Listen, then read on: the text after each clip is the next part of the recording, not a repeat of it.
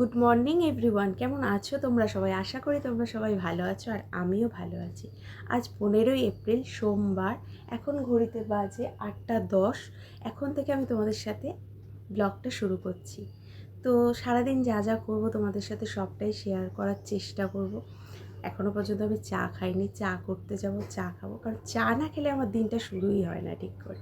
তো দেখতে থাকো বন্ধুরা। দেখতে পাচ্ছ আমার চা প্রায় হয়ে এসছে, চা বসিয়ে দিয়েছি আর একদিকে বসিয়ে দিয়েছি ভাতটা বসিয়ে দেওয়ার কারণ আজকে তোমাদের দাদা ভাইয়ের অফিস আছে, ও বেরোবে, আর মেয়েরও পরীক্ষা আছে, ও স্কুল যাবে। তো তার জন্য আমাকে রান্নাবান্না 9টা সাড়ে 9টার মধ্যে কমপ্লিট করে নিতে হবে। তো এখানে আমি বের করে রেখেছি, দেখো মাছ, ফ্রিজ থেকে মাছটা বের করে রেখেছি, মাছ হবে। তো সবজিগুলো আমি কেটে নেব, এবার তাড়াতাড়ি রান্নাবান্না কমপ্লিট করে নিতে হবে। তো চলো চাটা নামিয়ে চাটা তাড়াতাড়ি খেয়ে নেওয়া এসছে। তারপর আবার দেখতেই পাচ্ছ তোমরা, ভাতটা প্রায় নামানোর সময় হয়ে এসছে। তো ভাতটা এদিকে হোক, এদিকে আমার প্রেশার কুকারে ডালও সিদ্ধ করা হয়ে গেছে। তো এবার আমি যাব বিছানা তুলতে। তো চলো বিছানাটা তুলে নেওয়া যাক। বিছানাটা তুলে আমাকে তাড়াতাড়ি ঘরটাও ক্লিনিং করে নিতে হবে, তার কারণ হচ্ছে যে আমার হাজব্যান্ড পুজো করে তারপর যায়, তো তার জন্য আমাকে ঘরদোর ক্লিন করে নিতে হবে। তো চলো বিছানাটা পরিষ্কার করে নিই।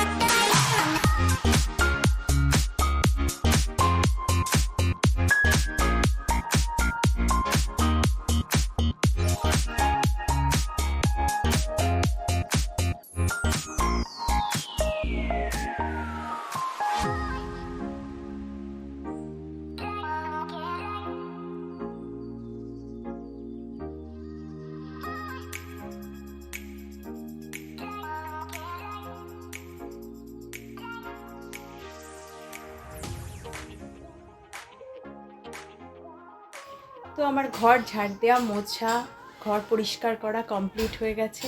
এবার আমি যাব রান্নার দিকে, সবজি কাটবো, রান্নাটা কমপ্লিট করব। তারপর আবার অনেক কাজ আছে, মেয়েকে নিয়ে আমাকে বেরোতে হবে স্কুলের জন্য। তো চলো দেখতে থাকো। মাছের ঝালটা করলে মোটামুটি আমার রান্নাবান্না কমপ্লিট হয়ে যাবে। এখানে ভাত, ভেন্ডি ভাজা, আলু ভাজা আর টক ডাল করা আছে, আর তার সাথে হচ্ছে ট্যাংরা মাছের ঝাল, আজকের এই মেনু। আর জানো তো বন্ধুরা, আমি অনেক রকম রান্নাবান্না কোনোদিনই করি না, কারণ তোমাদের দাদাভাই অনেক রকম পদ খেতে পছন্দ করে না। ওর খাওয়া দাওয়ার প্রচুর বাজ আছে, যেমন ও বিভিন্ন রকম মাছ খায় না, কিছু মাছ বেছে বেছে খায়, আর সবজি তো বেশিরভাগটাই খায় না, না ও খায় না আমার মেয়ে খায়। তো কার জন্য অনেক রান্না করবো বলো?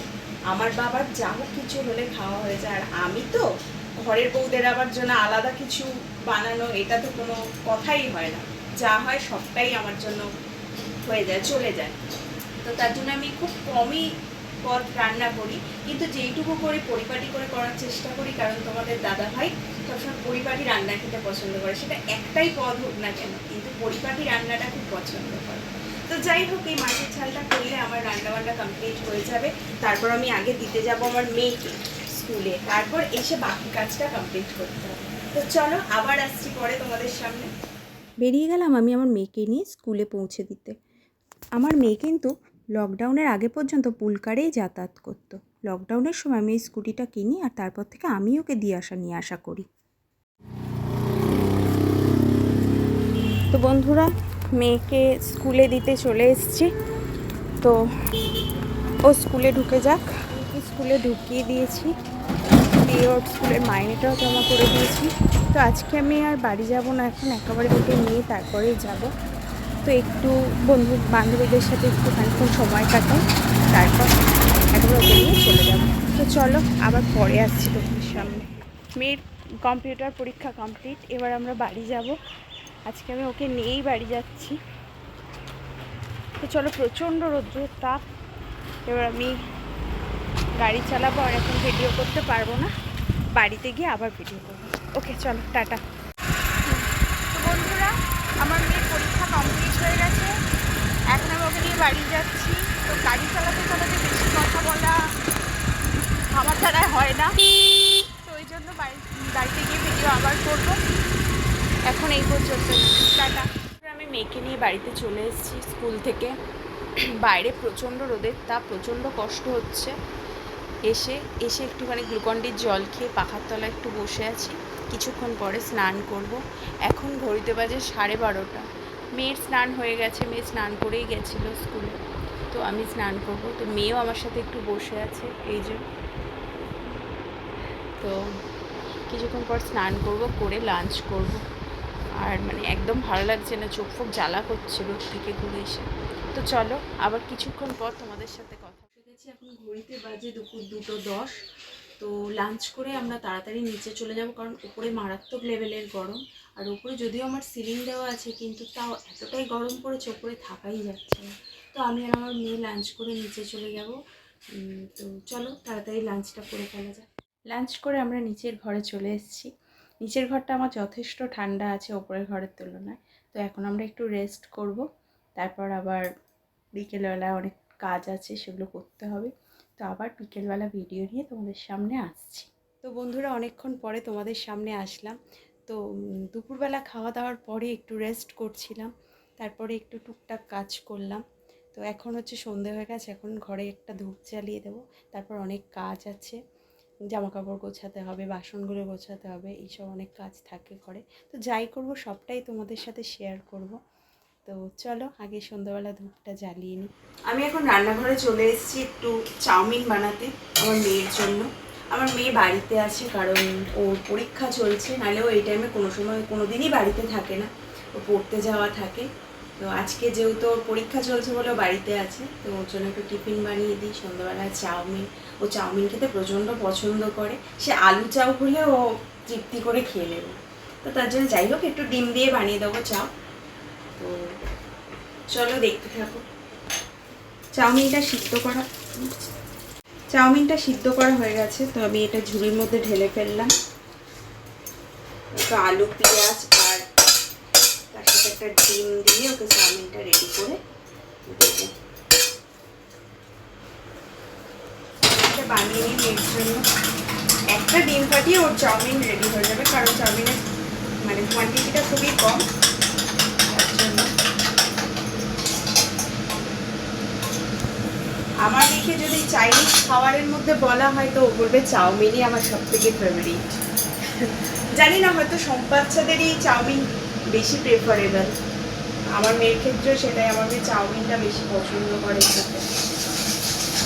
যাই হোক, বানাই চাউমিনটা, খেতে দিই। তারপর আমার আরও অনেকগুলো কাজ আছে, সেগুলো আমাকে করতে হবে। জামা কাপড় আছে অনেকগুলো, সেগুলো গোছাবো। বাসন রয়েছে, সেগুলো গোছাতে হবে। তো এইসব কাজগুলো করবো। আগেও চাউমিনটা রেডি করে ওকে খেতে দিও, প্রচণ্ড খিদে পেয়ে গেছে। আমার মেয়ে চাউমিন আর বিরিয়ানি, এই দুটো জিনিস যে এত কেন পছন্দ আমি বুঝতে পারি।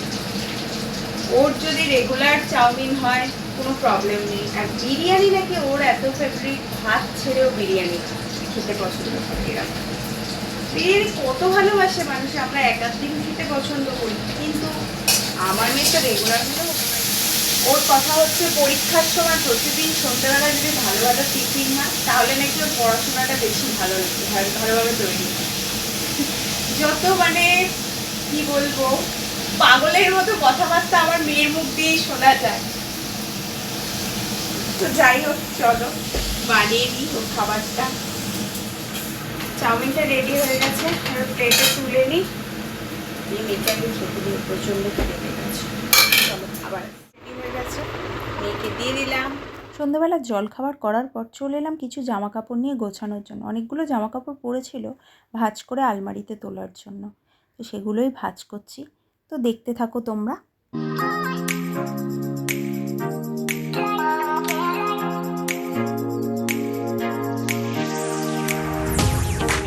মোটামুটি জামা কাপড়গুলো আমার ভাঁজ করা হয়ে গেছে। যেগুলো ওয়ার্ড্রপে ঢোকানোর ছিল সেগুলো আমি ঢুকিয়ে নিলাম। এখন ঘড়িতে বাজে 9:30। তো আমি ভাতটা বসিয়ে দিই।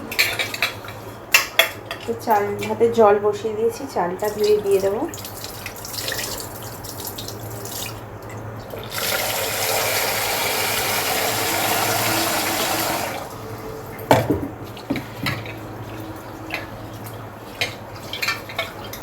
আমি রাতের বেলা এরম টাইমে ভাত বসিয়ে থাকি 9:30 নাগাদ, কারণ আমরা রাতে 10:30 নাগাদ খাই,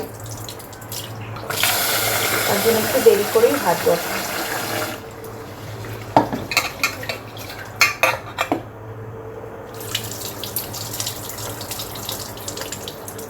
তো চলো, চালটা দেওয়া হয়ে গেছে, আর চালটা দিয়ে দিলাম।